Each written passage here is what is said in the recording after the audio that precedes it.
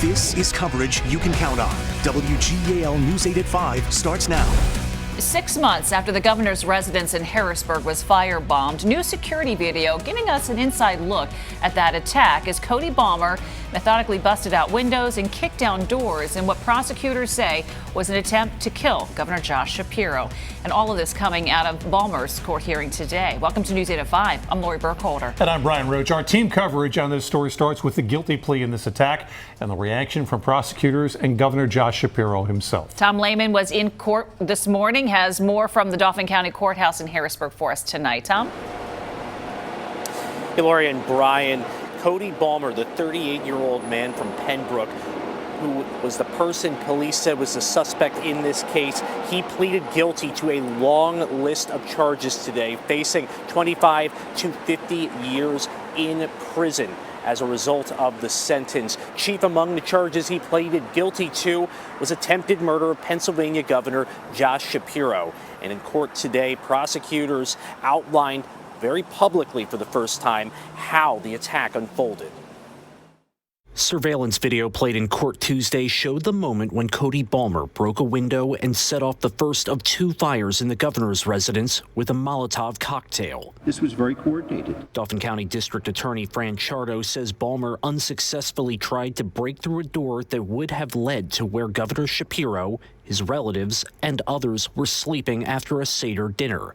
Prosecutors said Balmer intended to attack Shapiro with a hammer if he encountered the governor. He pleaded guilty to acting with the intent to kill.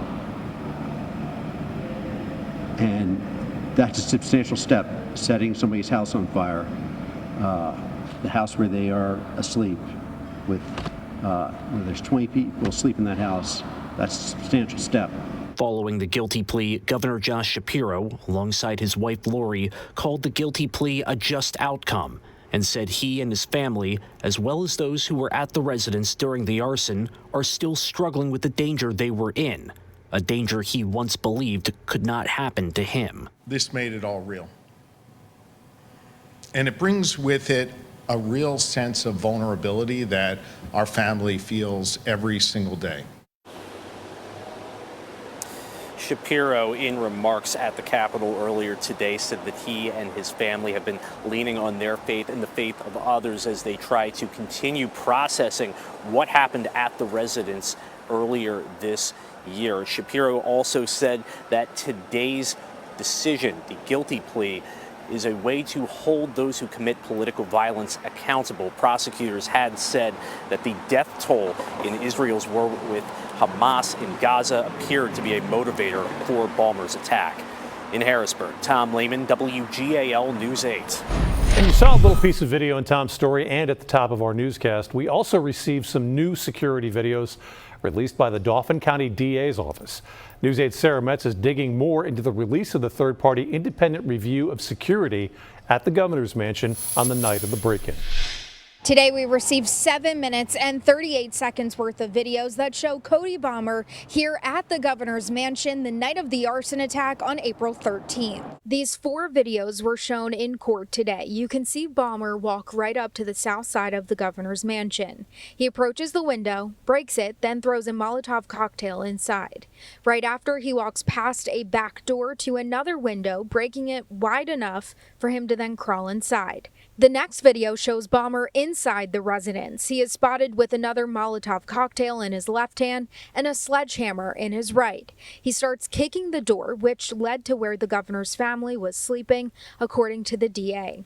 He attempts to use the sledgehammer, then moves on to another door inside the house. You also start to see the smoke coming in from the right side of the screen. After not being able to break through either door, Balmer then walks back the way he came. The next video shows Balmer set the second Molotov cocktail on fire in the dining area. Now, what these videos do not show is how Balmer broke through a secure perimeter and evaded outside security measures, things that the governor's office and Pennsylvania State Police had a third-party consultant review for $35,000. The security review, its findings and recommendations have not been made public, despite requests from lawmakers and the media. If there are parts of that report that talk about what we've already seen as part of public court proceedings and public court records, it would make sense to have, at a minimum, those provisions or those parts of that report released. The retired state trooper who conducted the review, Jeffrey Miller, said in a statement today, the specific findings and recommendations outlined in my report contain sensitive, protected information